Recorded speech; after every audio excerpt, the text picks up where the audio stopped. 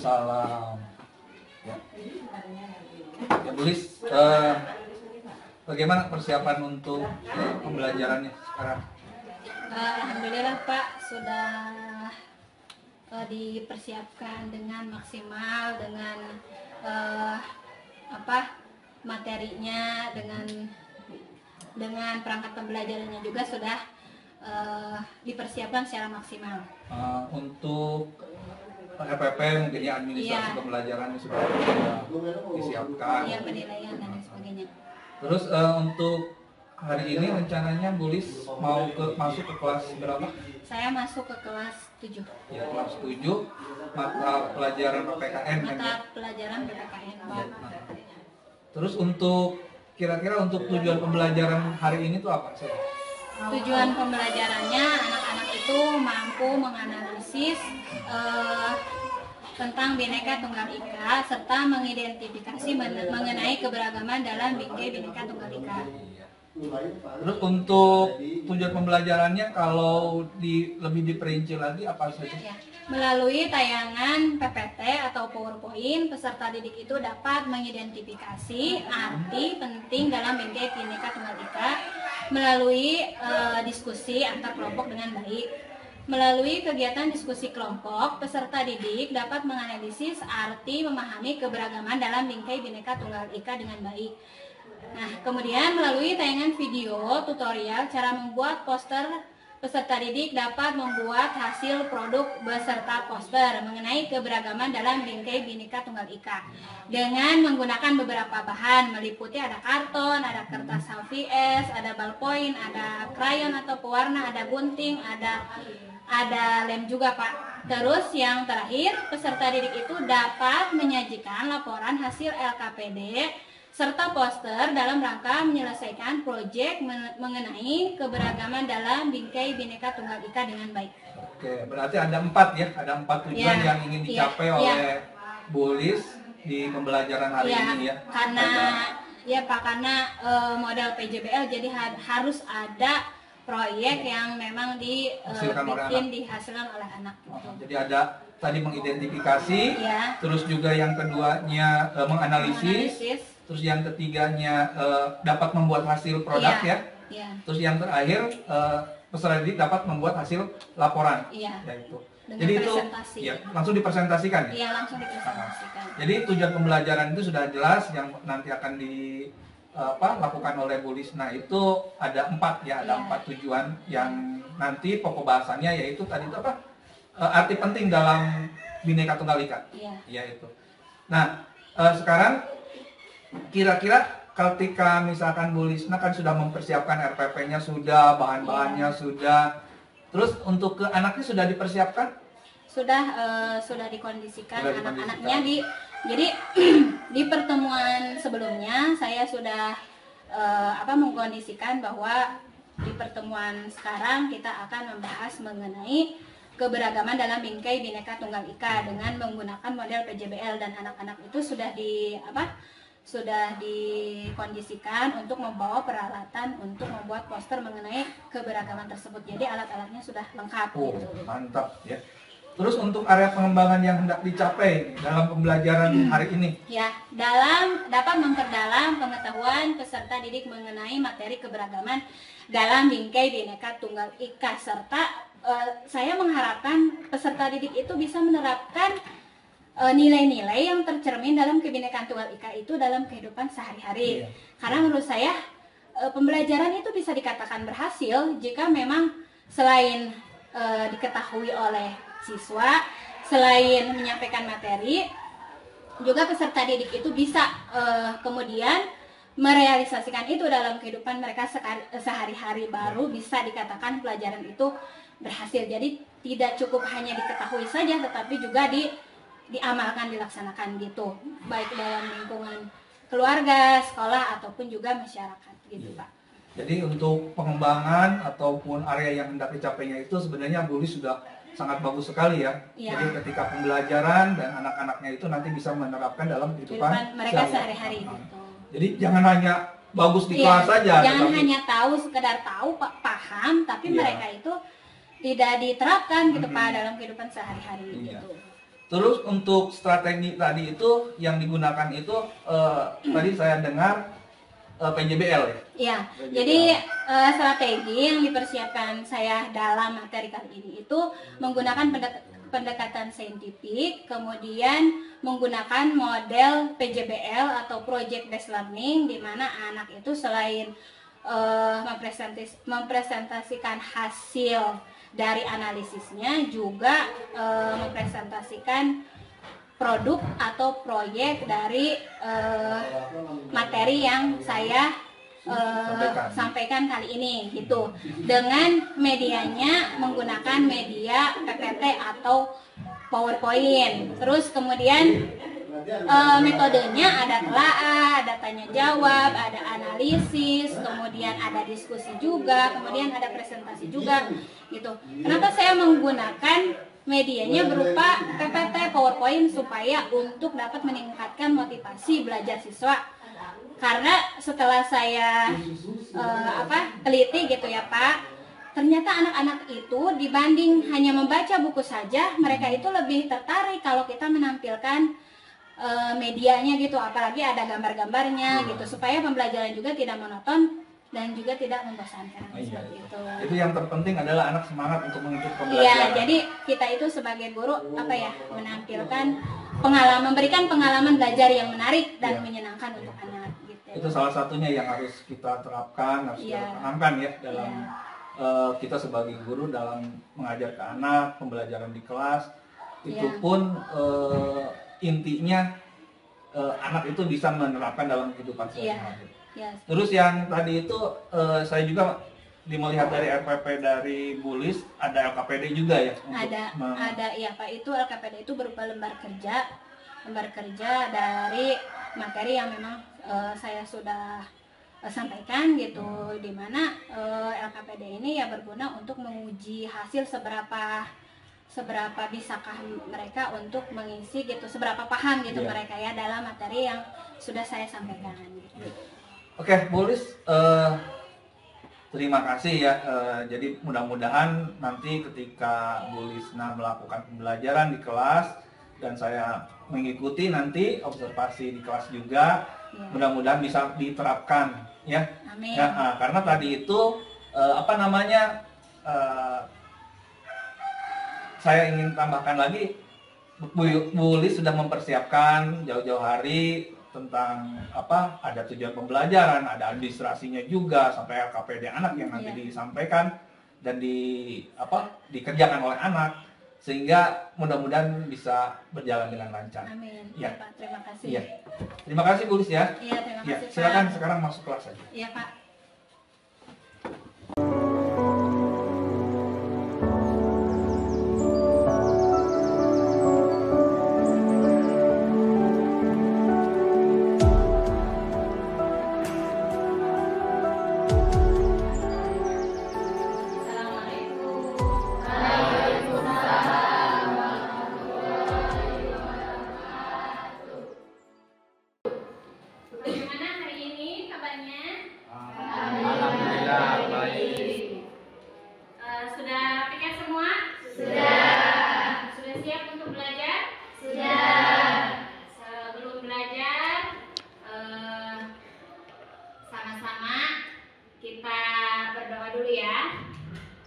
Silakan siapkan ketua kelasnya untuk berdoa. Sikap, siap, baca doa, mulai. Selesai. Ya, absen dulu ya. Hari ini siapa yang tidak hadir? Berarti 4 orang hari ini yang tidak hadir ya. Ya. Oke, terima kasih. Nah, sebelum kita ke materi pembelajaran, supaya belajarnya lebih semangat lagi, marilah kita sama-sama menyanyikan lagu nasional dulu yang berhubungan dengan materi pembelajaran kali ini, yaitu menyanyikan lagu Satu Nusa dan Satu Bangsa. Oke, Cindy silakan ke depan untuk memimpin nyanyinya, silakan ke depan. Ya, silakan sama berdiri untuk menyanyikan lagu Satu Nusa dan Satu Bangsa. Silakan Cindy. Kita bela bersama dua. Satu nusa, satu bangsa, satu bahasa kita. Ya, barusan kita sudah menyanyikan lagu nasional ya, yaitu Satu Nusa Satu Bangsa. Di mana lagu ini berhubungan dengan materi yang memang akan kita bahas kali ini. Dan untuk lebih semangat lagi, semuanya marilah kita melakukan ice breaking dulu dengan tepuk semangat. Semangat, semangat, semangat. Sudah semangat? Sudah. Semangat ya. Oke. Gambar apa ini? Pelangi. Gambar pelangi. Pelangi ini indah tidak? Indah.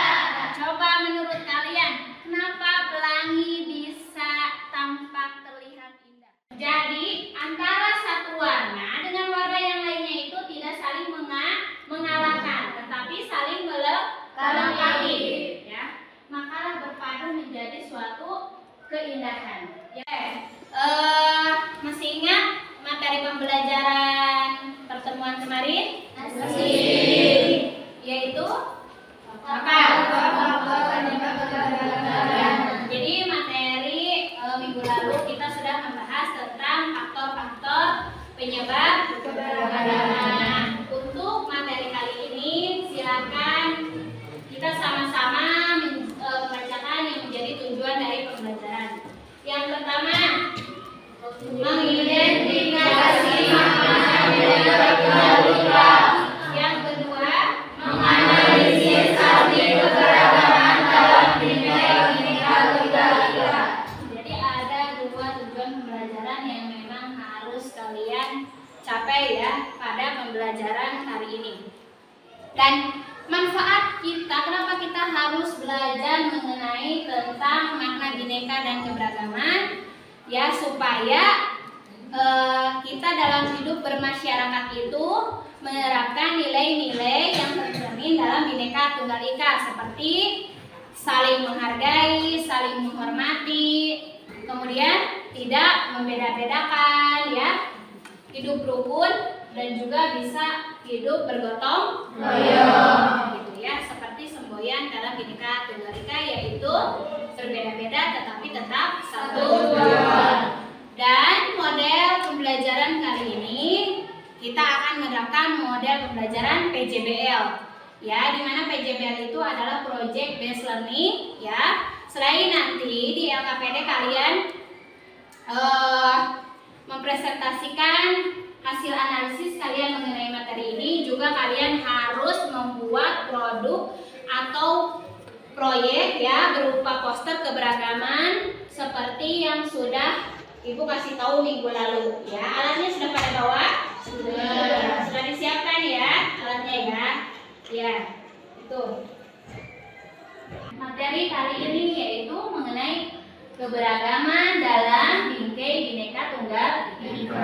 Sub yang pertama yaitu Bhinneka Tunggal Ika. Dari kemajemukan bangsa yang kita miliki ini pasti akan memunculkan suatu masalah atau konflik jika, ya, setiap masyarakat itu tidak mempunyai kesadaran untuk saling menghormati dan menghargai antar sesama perbedaan itu, gitu ya. Adakah yang mau bertanya? Oke nih, silahkan Nisa, pertanyaannya apa? Ibu, apa manfaat dari menjunjung persatuan dan kesatuan? Nah, jadi manfaat dari kita menjunjung persatuan dan persatuan itu supaya mengalahkan perbedaan, supaya untuk menghindari yang namanya konflik, untuk menghindari yang namanya perpecahan. Silakan, kalau sudah paham sekarang dibagi kelompoknya menjadi 4 kelompok. Silakan. Di sini di LKPD, ya, ada ini adalah lembar kerja yang nanti harus kalian isi, ya. Kelompok 1 dan 2 tugasnya mengidentifikasi makna Bhinneka Tunggal Ika, ya. Nah, dan yang terakhir, dikarenakan model pembelajaran pelajaran kali ini adalah PJBL atau Project Based Learning. Jadi harus ada proyek atau produk yang kalian bikin nanti ya. Sudah ada alatnya? Sudah. Sudah disiapkan alatnya? Sudah. Ya, silakan keluarkan alatnya ya. Nah, setelah kalian mengisi LKPD ini, nanti silakan kalian buat proyek gitu ya, berupa poster mengenai keberagaman dalam bingkai Bhinneka Tunggal Ika. Perhatikan dulu ya rekamannya.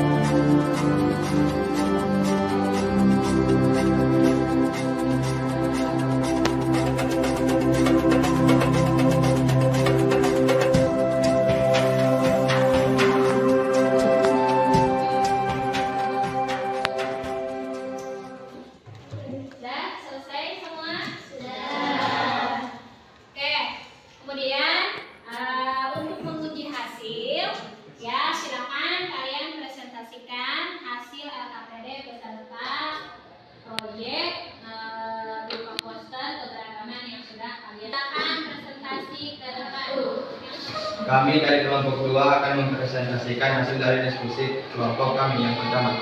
Tuliskan contoh perilaku yang mencerminkan penerapan sikap Bhinneka Tunggal Ika dalam kehidupan sehari-hari di lingkungan sekolah, rumah, dan masyarakat dalam pendidikan. Jawa Tengah ciri khas lamanya. Yang kedua, Bagulan dengan ciri khas berkulit hitam agak kemerah-merahan. Yang ketiga, ada dengan ciri khas memakai baju sama seperti Bagulan dengan ciri khas memakai baju adat Bali. Sekian tugas proyek dari kelompok. Sekian presentasi dari kelompok kami. Kurang dan lebihnya mohon dimaafkan. Apakah ada pertanyaan? Silakan bagi kelompok yang lain menanggapi presentasi dari kelompok 2. Jelaskan akibat keberagaman masyarakat Indonesia. Akibat keberagaman Indonesia. Keberagaman masyarakat Indonesia mengakibatkan Indonesia memiliki banyak suku, bahasa, kepercayaan, budaya, dan adat istiadat yang berbeda-beda. Namun, adanya keberagaman masyarakat dapat menimbulkan terjadinya konflik, perbedaan sosial masyarakat, perbedaan pandangan politik dan kepentingan, hingga memicu Sekian presentasi dari kelompok kami, kurang dan lebihnya mohon dimaafkan. Assalamualaikum warahmatullahi wabarakatuh. Jadi kesimpulannya dari pembelajaran kali ini bahwa keberagaman itu adalah hal yang unik, ya, hal yang memang sesuatu yang memang patut kita syukuri adanya. Kemudian silakan dari kalian perwakilan ya untuk merefleksi pembelajaran kali ini. Silakan. Oke, Jara, silakan ke depan. Ya. Silakan refleksi pembelajaran kali ini ya. Jadi, kesimpulan mengenai materi keberagaman dalam bingkai Bhinneka Tunggal Ika, keberagaman itu hendaknya dijadikan sebuah permasalahan, tidak dijadikan sebuah permasalahan, tetapi dijadikan sebuah kekayaan yang dimiliki oleh bangsa Indonesia dengan mewujudkan sikap toleransi, saling menghormati dan menghargai perbedaan sehingga terwujudnya persatuan dan kesatuan. Seperti gambar yang pertama yaitu pelangi, bisa terlihat indah karena mempunyai warna yang berbeda-beda. Sekian refleksi dari saya. Wassalamualaikum warahmatullahi wabarakatuh. Terima kasih ya buat refleksi yang saya sampaikan kepada kalian ya. Jadi seperti itu. Untuk pelajaran kali ini dicukupkan sampai di sini. Terima kasih atas kerjasamanya. Untuk materi yang akan datang di pertemuan selanjutnya, kita beralih ke bab 5 yaitu kerjasama dalam berbagai bidang kehidupan. Ya, itu aja yang bisa Ibu sampaikan kali ini. Wabillahi taufiq wal hidayah. Wassalamualaikum warahmatullahi wabarakatuh. Waalaikumsalam warahmatullahi wabarakatuh. Waalaikumsalam. Ya, silakan Bulis. Oh, tadi kalau saya lihat yang Bulis yang di pembelajaran kali ini Bulis sudah bagus ya. Saya juga tertarik ketika saya nanti kalau ngajar di kelas pengen seperti itu. Ya, jadi ada beberapa catatan yang saya dapatkan dari hasil pembelajaran yang Bulis rasakan ya. Dan tentunya Bulis juga melakukan pembelajaran yang seperti itu, menurut saya itu sangat mantap sekali ya. Artinya anak-anak aktif di situ ya. Nah, menurut Bulis nih sekarang ya, ketika Bulis sudah melakukan pembelajaran di kelas, ada beberapa hal yang harus direfleksikan oleh Bulis. Kira-kira apa? Iya Pak, jadi dengan merancang pembelajaran yang inovatif sesuai CID Abad 21 melalui pendekatan TPACK, di mana TPACK itu technological, pedagogical, and content knowledge ya, yang merupakan ciri juga dari abad pembelajaran 21 gitu. Jadi sebagai seorang guru gitu, ya mau tidak mau saya harus memang melaksanakan pembelajaran yang pembelajaran abad 21 gitu Pak, dengan mengintegrasikan TIK dari setiap pembelajaran. Jadi refleksi untuk saya sendiri juga mungkin memperdalam lagi gitu kemampuan saya dalam pengintegrasian TIK dalam pembelajaran seperti itu. Jadi sebenarnya seperti teknologi gitu ya, apalagi sekarang pada abad 21 ini merupakan bagian terpenting dalam pembelajaran. Jadi kalau anak-anak seperti tadi ketika kita pra-observasi, Bu Lisna sudah mempersiapkan PPT ya, PowerPoint, terus sudah mempersiapkan alat-alat bahan untuk mencapai pembelajaran menjadi pembelajaran yang diinginkan oleh Bu Lis. Nah, jadi sebenarnya tadi yang sudah Bu Lis katakan bahwa Bu Lis itu ingin meningkatkan kemampuan TIK juga dalam pembelajaran ya. Terus apalagi itu yang sudah Bu Lis lakukan di kelas? yang sudah saya lakukan yaitu tadi Pak, selain merancang pembelajaran yang inovatif sesuai ciri abad 21, juga melakukan pendekatan PPACK ya dengan menggunakan model PJBL atau project based learning, serta dengan menerapkan metode yang tepat yang diharapkan agar menjadi tujuan pembelajaran itu dapat tercapai.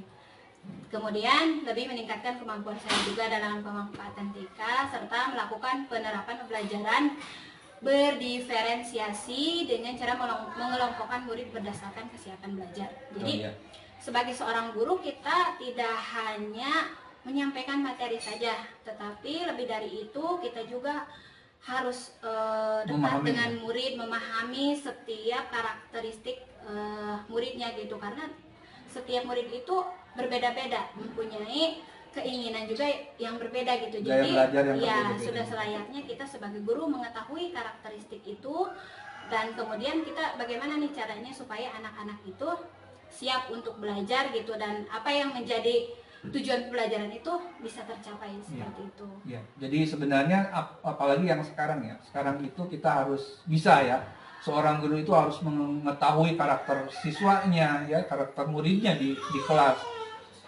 Seperti tadi yang sudah dilakukan oleh Bu Lisnawati terkait dengan penerapan pembelajaran diferensiasi atau berdiferensiasi.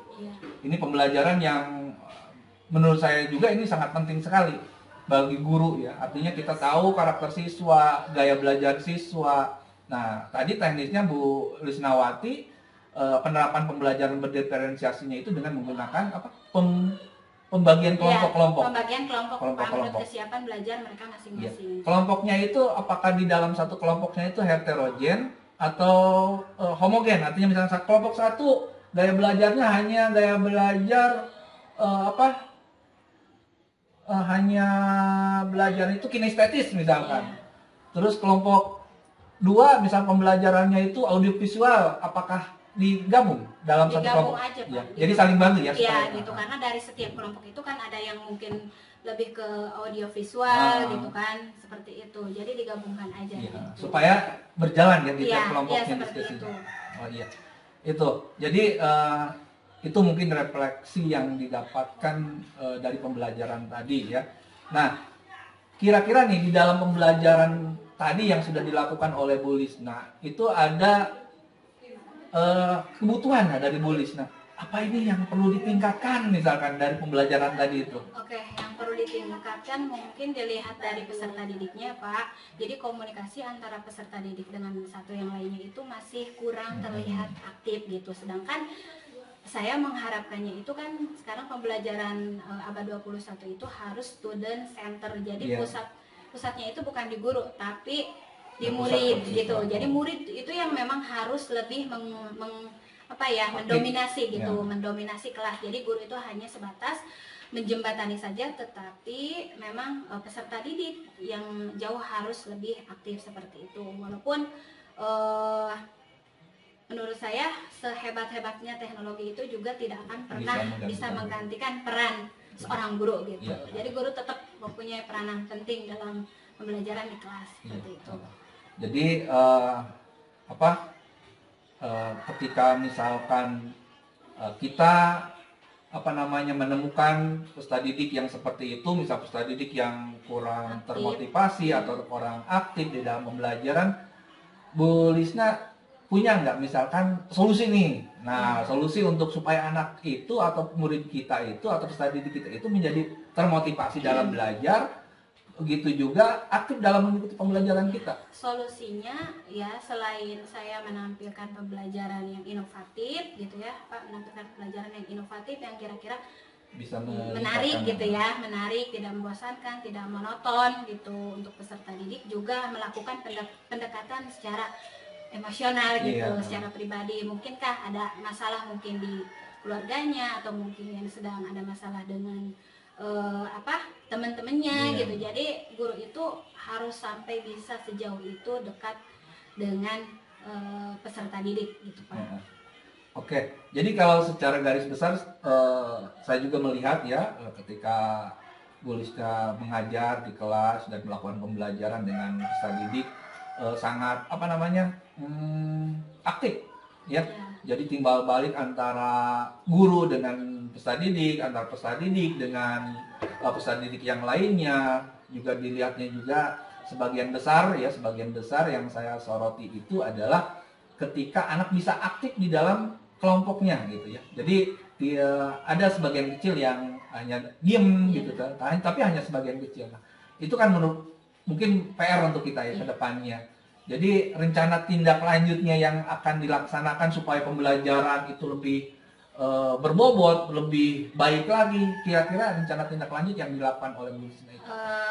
Rencana tindak lanjut dari saya sendiri yaitu pelaksanaan asesmen evaluasi yang harus dilakukan untuk memperbaiki pembelajaran lebih maksimal gitu Pak, serta menguji tingkat pemahaman peserta didik terhadap materi yang sudah diberikan, karena sebenarnya semuanya ada di guru sih. Kalau menurut saya tuh kita yang benar-benar harus, karena anak itu sebenarnya nurut-nurut aja gitu ya, tapi tergantung kitanya bagaimana nih cara membawa peserta didik itu supaya belajarnya tuh lebih menyenangkan gitu, terus lebih tidak membosankan, menarik, tidak ngantuk dan lain sebagainya. Dan ini ya harus dilakukan secara terus-menerus atau secara kontinu, tidak bisa dilaksanakan hanya satu kali saja, tapi harus secara terus-menerus seperti itu. Jadi tidak ada kata puas ya, di dalam terus belajar. Mengajar itu kita sebagai guru itu tidak ada rasa puas. Jadi kalau yang seperti ini mungkin menurut saya sendiri apa yang sudah dilakukan oleh Bu Lis di kelas ketika melakukan pembelajaran sudah bagus, tetapi mungkin kepuasan dari Bu Lis sendiri itu saya kurang ini ya, saya kurang ini. Jadi setiap ininya harus terus diperbaiki atau ditambah. Baik dari pembelajarannya juga, dari pribadi saya juga Pak, gitu seperti itu. Karena ya memang anak-anak itu sebenarnya gimana kita bawanya gitu. Kalau kitanya bawanya happy, menyenangkan ke mereka juga ya gitu. Jadi sugesti itu akan tersalur ke mereka gitu. Jadi bagaimana kitanya, makanya yang harus benar-benar diperbaiki ya adalah diri saya sendiri gitu. Setuju saya dengan hal seperti itu. Jadi ini merupakan sebuah komitmen kita sebagai guru ya, sebagai guru di mata anak-anak kita di kelas, baik misalkan kita melakukan pembelajaran di kelas ataupun di luar kelas. Yang terpenting yang harus kita lakukan yang tadi itu yang sudah dikatakan oleh Bu Lis, perbaiki dulu diri kitanya. Jadi teladan. Jadi teladan ya. Jadi mungkin bisa dilakukan dengan secara berkala. Kita setiap pembelajaran yang kita mau lakukan itu ada perbaikan dulu, persiapannya dulu gitu, sehingga pembelajarannya yang di kelas ataupun di luar kelas pun akan lebih baik lagi. Mungkin seperti itu ya. Nah, ini merupakan komitmen kita, komitmen Bu Lisna sebagai guru, sebagai pengajar. Yang tadi itu Bu Lisna menginginkan bahwa diri Bu Lisna itu ingin dijadikan tauladan. Yang jadi teladan. Jadi itu tuh penting sekali kalau menurut saya. Jadi tidak hanya datang ke kelas hanya menyampaikan materi, tapi ya kita juga harus bisa menjadi teladan gitu lah untuk mereka. Jadi berusaha untuk menjadi pribadi yang lebih baik lagi gitu Pak. Gitu. Oke, terima kasih ini Bu Lis.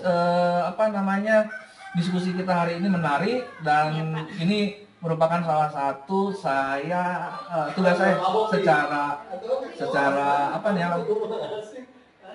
jabatan mungkin ya, saya harus melakukan observasi. Tapi kan ini tidak menjadikan Bu Lis itu tertekan kan, karena jadi justru dengan kayak gini saya bisa lebih mengeluarkan benar-benar gitu ya. Jadi lebih mengeluarkan apa yang menjadi pendapat saya juga gitu, bisa berdiskusi sama Bapak juga gitu, dikasih masukan yang luar biasa. Oke, terima kasih ya Bu Lis ya. Mudah-mudahan kedepannya lebih baik lagi. Ini sudah baik, sudah bagus, sudah mantap. Tapi kedepannya lagi kita sudah nambah lagi ya, kualitas dalam mengajar kita. Harus siap. Nah, seperti itu. Terima kasih ya Bu Lis ya. Ini juga masukan juga buat saya. Dalam artian saya juga masih belajar ya, mengikuti perkembangan zaman. Apalagi sekarang menghadapi 4.0. Iya. kita harus siap sebagai guru. Iya, Ya harus siap sebagai guru. Mau tidak mau kita digiring. Kalau tidak dijalankan oleh berarti masa. kan mundur bukan Iya, maju. seperti itu. Iya. Terima kasih Bu Lis ya. Iya. Masukannya juga Bu Lis menambah saya juga pengalaman. Saya melihat Bu Lis ngajarnya sudah baik, sudah bagus, dan tentunya saya kalau mengajar pengen seperti itu. Oh ya, Bapak. Ya. Semoga dari pembelajaran kali ini ya, dari observasi yang sudah Bapak lakukan juga itu menjadi catatan juga buat saya supaya kedepannya bisa lebih baik lagi, bisa menjadi guru yang memang mempesona, menarik bagi peserta didiknya gitu. Oke, terima kasih Bu Lis ya. Terima kasih, Ya. Pak. Nah, mangga. Assalamualaikum. Waalaikumsalam.